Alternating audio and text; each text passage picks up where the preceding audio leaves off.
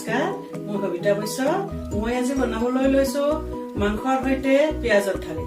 আহকচোন কি কি সামগ্ৰী লাগে আৰু কেনেকে বনাই মই দেখুৱাইছো।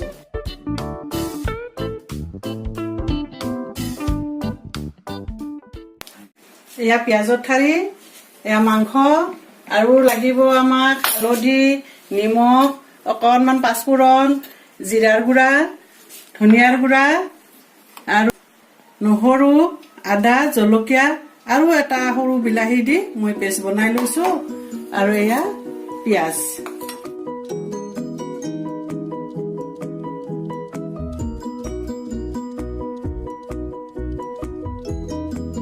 কেৰাহী গৰম হৈছে, মই এতিয়া তেল দিছো। এতিয়া তেল গৰম হ'ব ধৰিছে, কেইটামান মই পাঁচফোৰণ দিম, বেছি নহয়, এক চিকুট। এয়া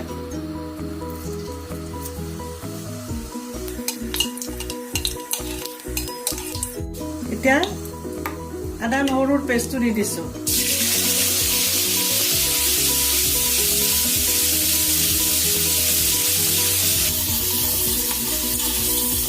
আদা নহৰুৰ পেষ্ট ভজা হ'ল, পুৰা ভজা নাই হোৱা, আধা ভজা হৈছে। এতিয়া পিঁয়াজ দিম।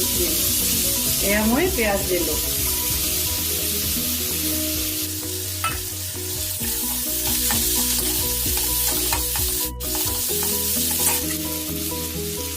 এতিয়া দিম মই ধনিয়াৰ গুড়া,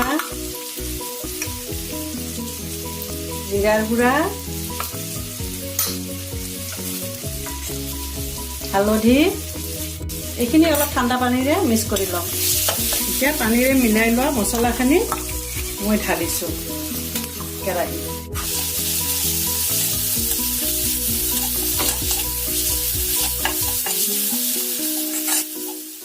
মছলা ভাজা হৈ গ'ল, মই এতিয়া মাংস দি দিলো।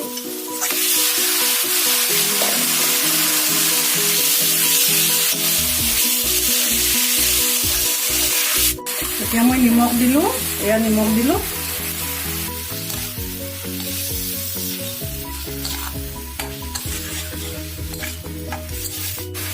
এতিয়া ঢাকি দিলো আৰু গেছটো কমাই দিলো। মোৰ 6-7 মিনিট হৈ গ'ল, মই এতিয়া ঢাকনি গুচালো আৰু গেছো বঢ়াই দিলো।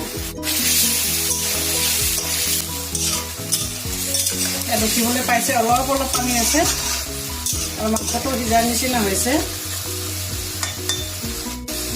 এতিয়া মই পিঁয়াজৰ ঠাৰিখিনি দি দিলো।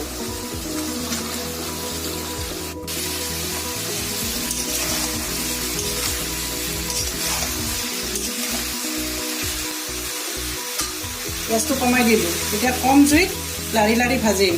এতিয়া ঢাকনি নিদিয়া।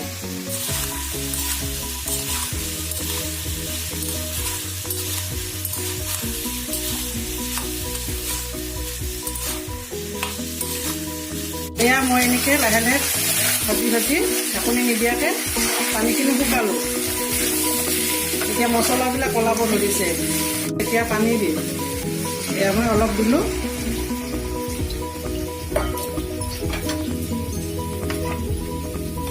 আৰু এনেকে কম জুইত ভাজি মাংসখিনি সিজিবলৈ আকৌ 5 মিনিট ৰাখি দিলো।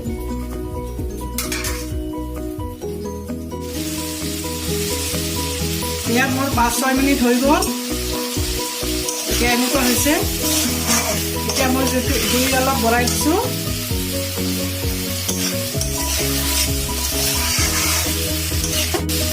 এতিয়া আৰু অলপ পানী দিম। এইবাৰ কিন্তু মই গৰম পানী দিম, কেঁচা পানী নিদিওঁ। গৰম কৰি ৰাখিছিলো, এয়া পানী দিলো আৰু 5 মিনিট ৰাখি তাৰপিছত নুমাই থম। এতিয়া মোৰ আঞ্জাখন নুমাবলৈ হৈছে। 1 চিকুট গৰম মছলা মই ছটিয়াই দিলো।